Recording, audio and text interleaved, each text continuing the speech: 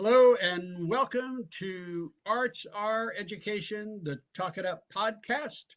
I'm your host, Jim Palmarini. This is where we talk to national, state, and local leaders who are working to make arts education part of every student's lives.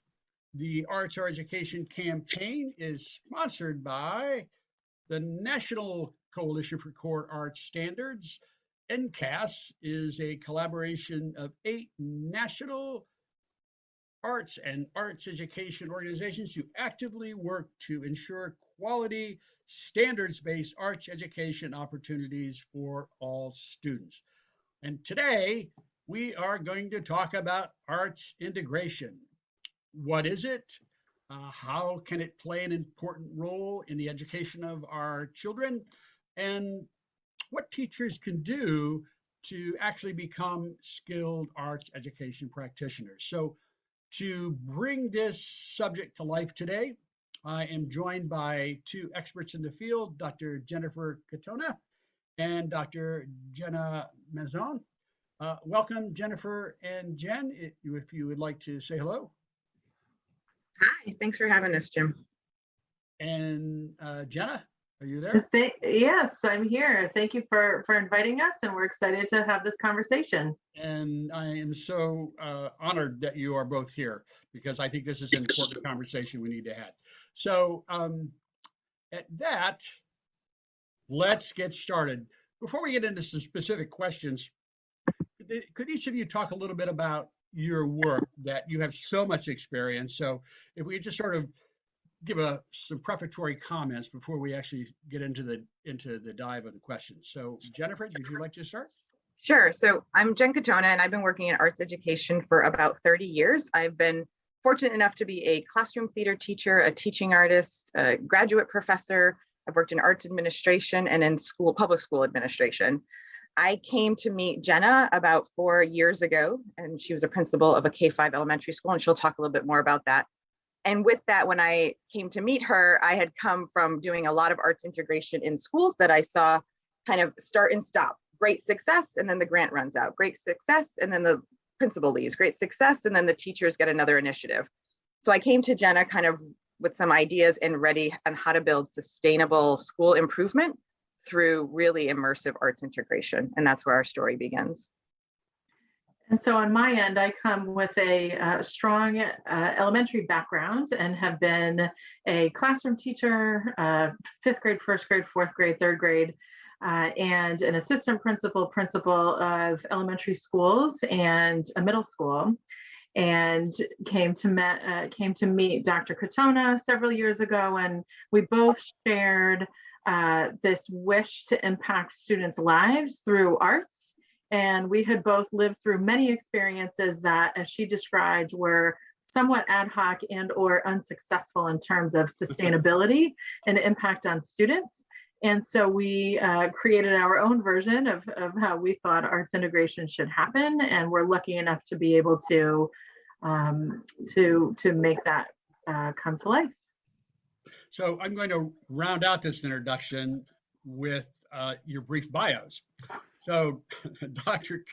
Katona and Masone are the co-creators of Immersive Arts Integration Professional Development Programs. And Dr. Katona is the president and founder of 3 Looms Creative Education Consulting, and yes, has 30 years of experience in arts education and school improvement through the arts. Dr. Masone is an administrator and educator and has over 20 years of experience in urban and suburban districts. And she currently serves as the principal at Cranbury Elementary School, in Connecticut. So at that, let's get started here. In the first place, what the heck is arts integration? And people talk about it all the time.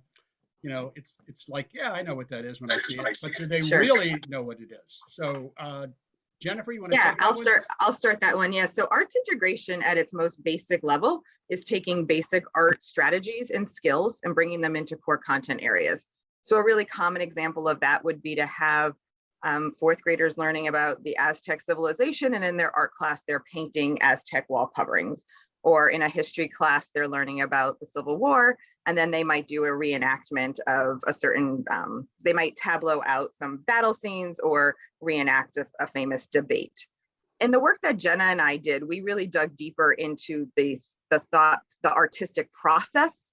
So thinking about what happens in a rehearsal process. How do you take somebody who thinks like an artist, who takes chances, who builds ensemble, and how do you blend that rehearsal process with the learning process?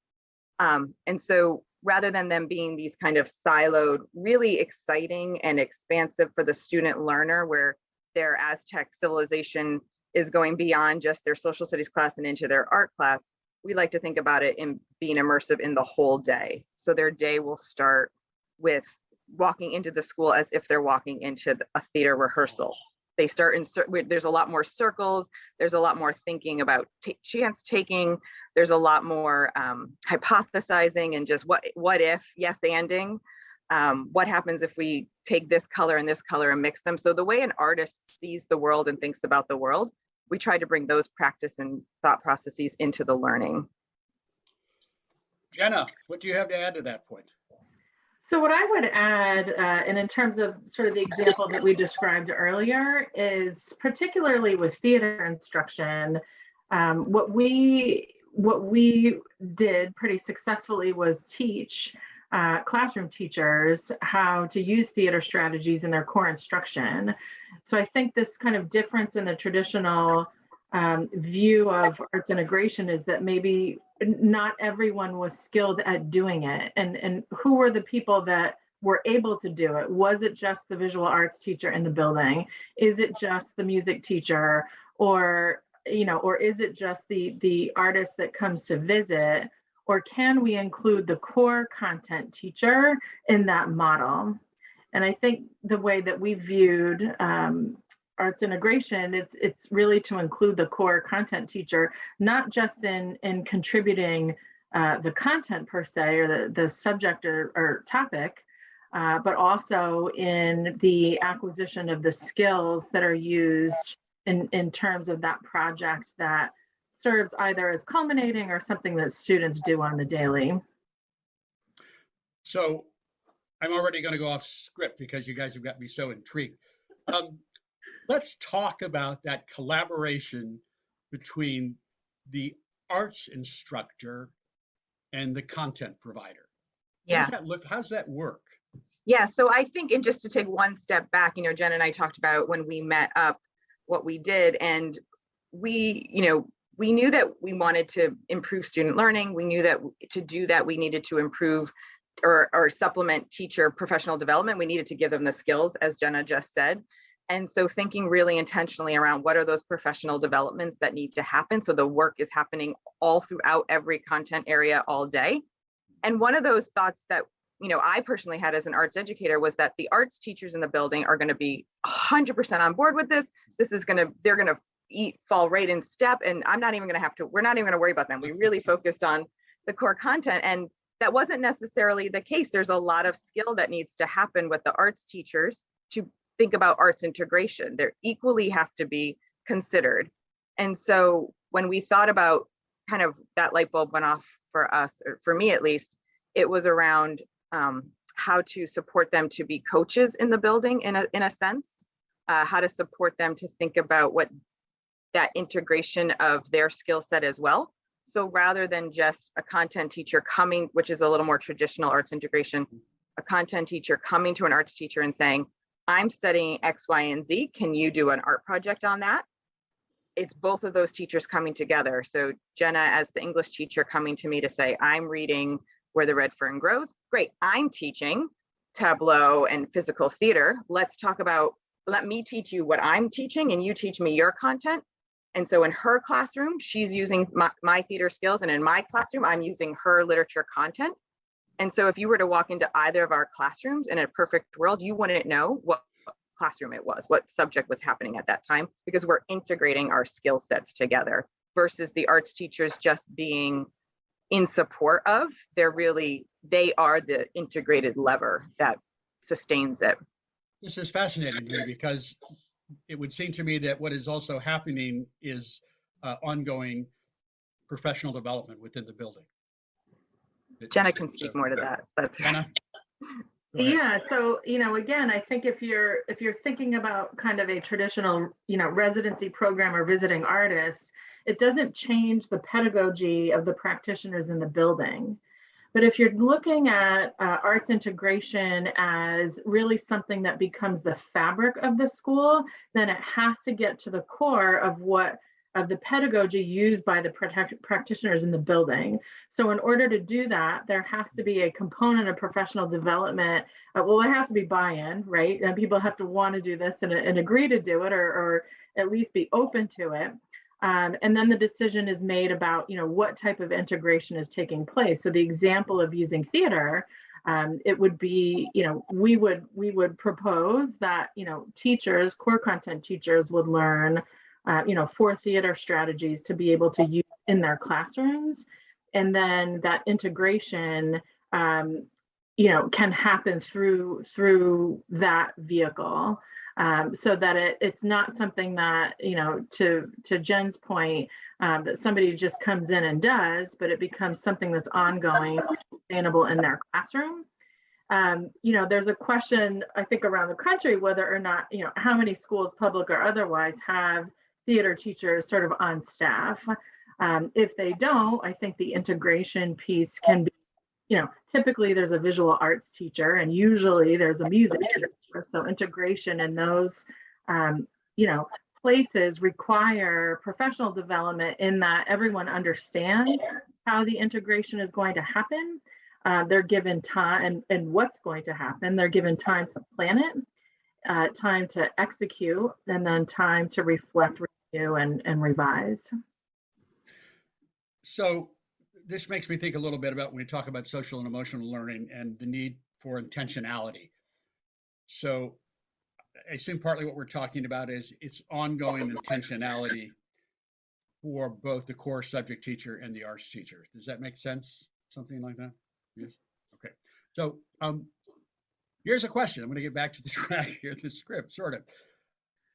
Again, lots of people know something about arts integration, but thinking about parents, teachers, administrators, what is the one thing, or what are the things that people most often misunderstand about arts integration?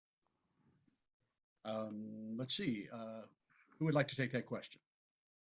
I think, I would love for both of us to answer it from my perspective as, the administrator and someone that doesn't have a strong arts background per se, in terms of me being formally educated in the arts. I think typically the perspective is that it's something that's an add-on that makes the educational experience a little bit broader, a little bit more fun, a little bit more engaging for a period of time, and not that it's something that becomes the fabric of how children learn.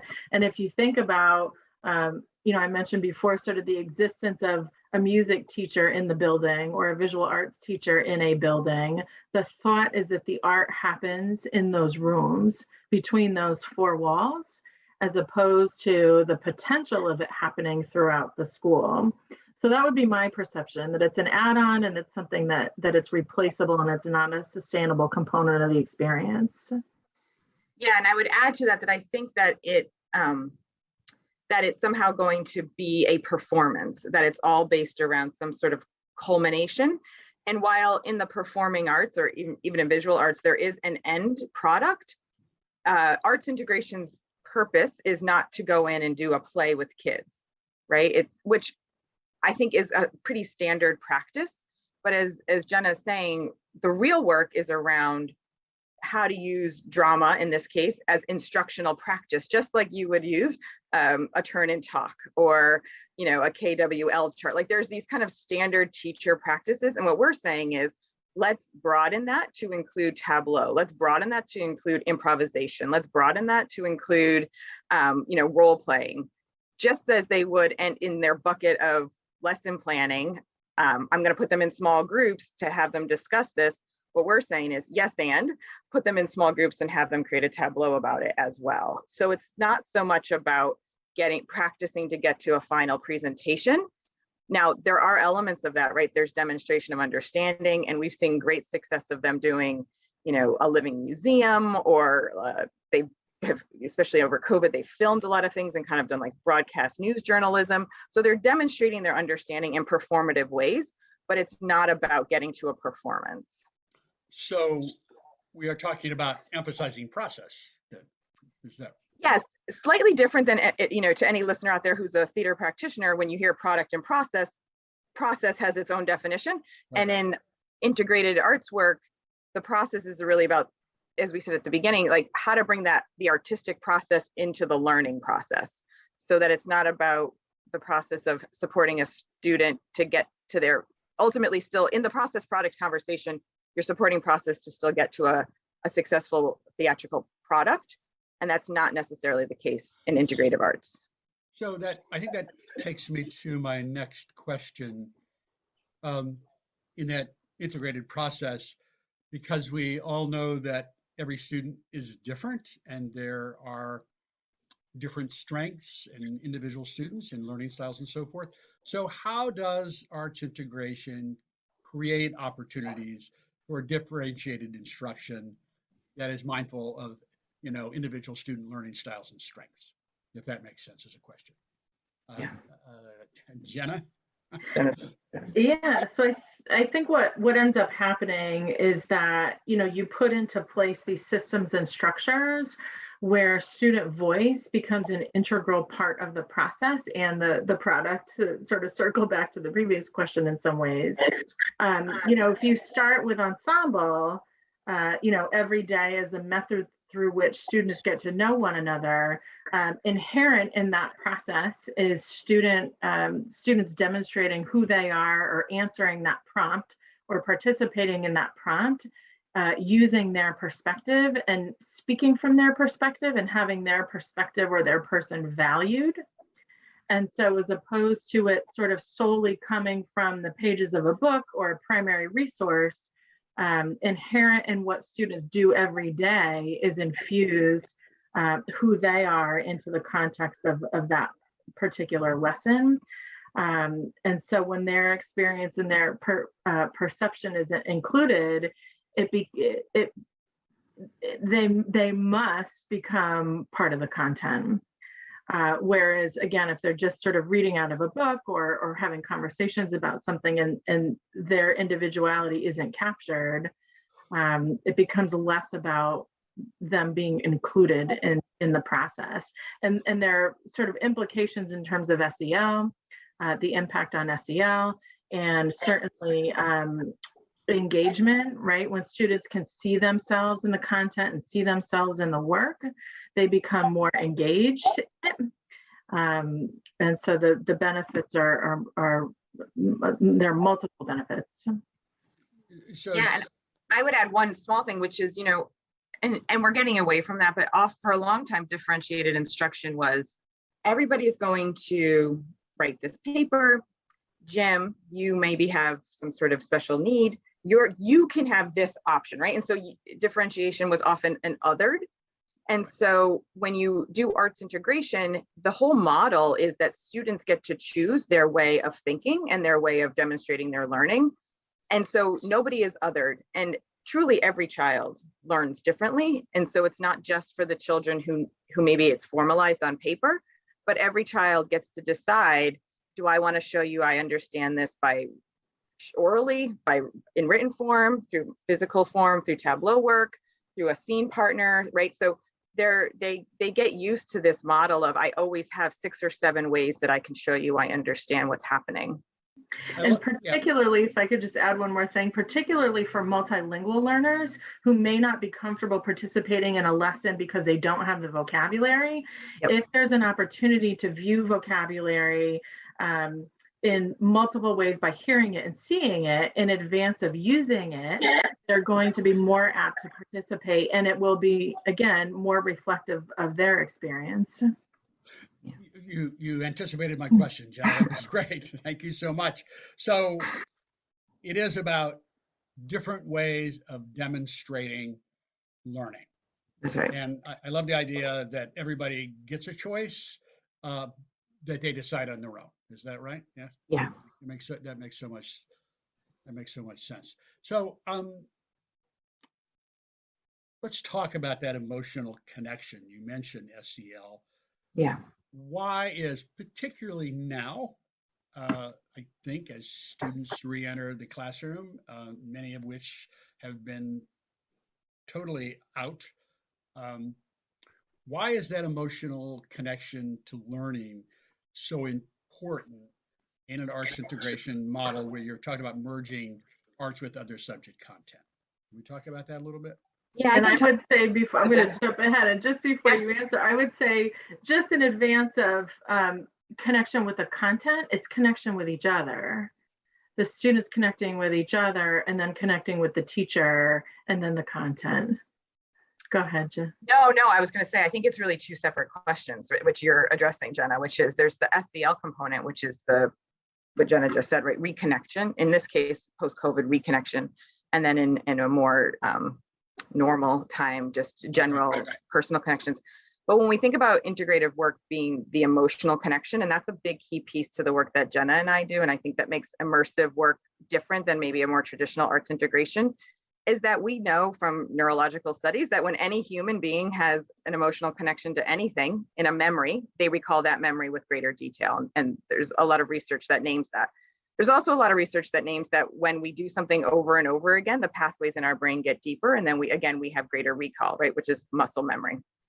So when thinking about this work is if we take those two ideas, if we know if we have a strong emotional connection, we have better recall, and we know if we do something over and over again, we have better recall, and we think about how to put that into the learning process so that a student could recall something with great detail, then theater makes perfect sense to do that, right? So when a student can go into role, if they're studying, again, we'll study the Civil War, if they're studying the Civil War and they're going to think about what it may have felt like to pack a bag to go to battle, if they can read that in a book, they can even turn and talk to a friend. But if they have to get up and physicalize and walk around their space, and we walk them through a sensory exercise, and we say, what does the room look like? What's the temperature in the room? Grab 3 things that you can pack. Now the ground is wet as you're walking, feel that wetness. Maybe we take them outside on a muddy day. If we can get them into that emotional connection, they're going to recall the history of the Civil War much deeper than they would if they just read it in a book or watched a documentary on it, because they are having a physical, personal connection to it. And then if we layer on top of that, putting that into some sort of rehearsal process where we're going to do that on the daily, we're repeating that muscle memory. So we're combining the emotional connection with the muscle memory connection through theater in their learning. And we know that students' recall is vastly improved. And I'm going to share the famous story that Jen and I share all along, which is when we started off early, we were kind of sorting this process out, but we both agreed for teacher buy-in and just to we didn't want to wait too long to start this process. We really wanted the engagement from the start. We did some kind of informal research in the building, and there were 3 kindergarten classrooms, and they all read a book, and 2 kind of taught it in a much more traditional way. And 1 went through what we just described, this very process drama. The kids really got up and interacted with the work and acted it out and wore costumes and had props. Then we asked the kindergartners to sequence the story. And in the 2 traditional models, they were about 40% could sequence the story. And in our theater classroom, 100% of the students could sequence the story. So kind of shows you when we do the rehearsal and the emotional connection, we just get better results for student learning. Here's a related question. Do you, in your experience, find that some content areas more easily merge with arts integration than others? For example, let's say English or history versus math, or Lord help us, physics or whatever. Although I think physics is a fascinating place to go. Thoughts about that? So I think initially and again, this goes back to sort of a misconception, is that social studies and ELA, those would be topics that would lend themselves in some ways more to this work than not. And I think that would be true for the novice core content teacher who really is just starting to practice, how to integrate arts. What we ended up finding in our work in K through 8 is that once the examples were used and were given, that they were able to to integrate the arts in science and in math actually quite easily. So we had one teacher who, used sort of the baseball game analogy, in math, and other teachers who were doing a lesson, to your point, on I think it was motion and force, and the students did a tableau as if they were on a playground, and they were demonstrating the concepts of motion and force. So I would say, my answer would be initially, ELA and social studies, but I think once those examples are explained and the concept is understood, you really can apply it anywhere. And Jenna had a teacher, and I think part of this work too is that with the school leadership, right? And what makes this partnership so special is oftentimes, again, these things are siloed. And so when a principal or school leader says, this is just the way our school operates, this is just the instructional practice, and you really have permission to be creative, that unlocks, I think, a lot of teachers. So whereas this history and this English teacher are maybe more used to that way, and the math and science, think a little bit more linear, but once they are given permission, they are creative. Jenna had a teacher who said, okay, well, I could do math teacher, but I would need the whole cafeteria floor to build out a grid and have the kid. And Jenna was like, great, here's the tape, here's the cafeteria floor. I love it. We'll figure something else out. And they created an entire grid, an XY grid. So and cool. The kids were, figuring out the line and slopes physically with their bodies and in the cafeteria for a few days. So it's really, that's why we keep saying immersive, because it's not just these small pockets. It needs to be the whole building is at your disposal. The whole campus is at your disposal. Learn any way that it's best for the kids. That actually brings something to mind. I know in past years, there was some Department of Education grants that supported some study around whole school reform. Is it more of a challenge when you have, let's say, one or two classrooms that are using an arts integration strategy versus the whole? You mentioned whole school. Does Connect still work? If that makes sense. That's a good question. If you were to curveball, I'm sorry. No, that's okay. Appreciated. If you were to silo the work, I think in that sense, you would need to take a look at the arts teachers that exist in the building and what their role would be. I think and particularly with a group of people who may not have traditional training in arts, it becomes just logistically easier, I think, to schedule a PD for the whole building. And there's this kind of sense of everybody coming together around this identity. And when you establish it as an identity, it's something that everyone can buy in and get behind, and not just, the classroom teachers, but the students and the parents and the families. And, I think I think individual teachers can do it, certainly.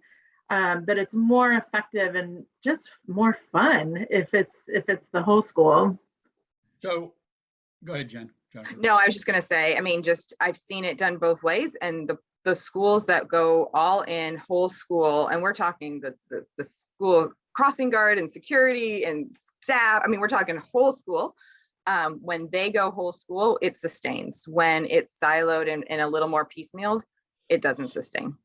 So because it's still good teaching, it just doesn't, it's not a sustainable model that the whole school, this is just, like Jenna said, the identity of the building. That just doesn't happen unless you start from the beginning with everybody. So because Arts for Education is essentially an advocacy campaign, how do you make that work? What kind of pitch does an individual, a parent, a group of parents, a teacher make to actually get everybody on board, to actually get a school or a district to embrace school-wide arts integration program? Again, I'm sorry to put you on the spot, but. No, that's okay. I think that there needs to be a call to action. And the call to action can come from anywhere. And I will describe two different ones in the two schools that we worked in, or that I led. And the initial one was a superintendent who was very supportive of schools identifying their own theme. And so, it was the 22, 24 schools in district. And, the need really was to say sort of who are we and what do we value and what do we want to be known as? So that was a call to action. And then it became a discussion with the school community, hey, I think I hear a lot of sort of, leaning toward this artistic side. What would you think about, if we explore doing this on a more formalized basis? And that sort of led the conversation. And, that school was built out, that K-5 school, very successfully. In the receiving school, the call to action was, we've identified a K-8 pathway, and you 6-8 school are going to be it, right? So it wasn't a choice, that particular school, it was assigned. And so within that group of people, the question was, who wants to start? Like, here's this thing that we're going to do. We've got this history of it being successful. We're going to bring it on board in this school. Who wants to start? So someone has to lead that change and lead that call to action, whether it's the superintendent or the building leadership or the parent community, and sometimes the student community as well. Someone has to lead it, and then someone has to understand how to take it and formalize it so that it's a sustainable process. So yeah, that's such a good point, Jenna. You're right. When it comes from the ground up, and the school and the community identified it and said, we think this is the solution to our needs, then it was great success. When it was pointed to and said, you're now that, it was much harder. And so I think that, to your question, Jim, around like, what is the call to action? It is around naming we could probably sit here and name the top 10 issues schools are having right now in the country. And we could crosswalk those to say arts integration are going to solve those issues. And so I think that's the advocacy work that needs to happen right now. If it's learning loss, if it's equity, if it's differentiated instruction, SEL, working with MLL students, every single one of those concerns that schools have right now, this model gets to that core because it's about empowering student learning and about embedded PD for teachers. you took us right to our sort of wrap-up question, which we sort of touched on this earlier about in our post-pandemic ecosystem, how can arts integration help reignite student learning? Students who have been disengaged during almost 2 years. And you mentioned SEL, remedial education, learning loss, special needs students, all of those come into play. So what are your thoughts? It would seem like that arts integration is poised to be one of the strategies that can really help make a difference today. Thoughts? Jenna, you want to take it? I'll just add this, that because I just kind of named those, but I'll anecdotally say that, one of the schools that we worked with, when they started their after school drama program, 127 kids came out for it, right? Wow. Like, there is such a great, and they had only ever done one before and it was virtual. So this was kind of the first time that in-person theater was an option for their students. And they couldn't, they had to hire more staff, like they couldn't staff it.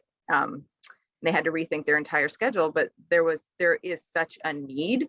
And so my pitch would just be for school leaders to really understand that I do think theater for a long time, as Jenna said at the beginning, has just been thought of an add-on, a great thing if we can afford it, but it's always kind of just like it's ice cream sundae. It's a really special treat versus really essential to not just the success of student learning, but the success of students, their mental health. And it's not just about me. I know I'm preaching to the choir with this group here, but to the audience, it's not just about rehearsing the big show. It's not about the jazz square and making sure you're in a straight line. It's a place where students can exhale from their day. It's a place where students can be with kids who are like them. And so often our theater classrooms and our rehearsals are places where kids maybe don't feel they fit in any other place. We know that when there's a theater program, kids are more likely to come to school because they'll stay all day to go to the after school rehearsal. They'll stay all day because third period is their theater class. So beyond just all the post-pandemic issues, a school with a strong theater program is most often a school with a really healthy school environment.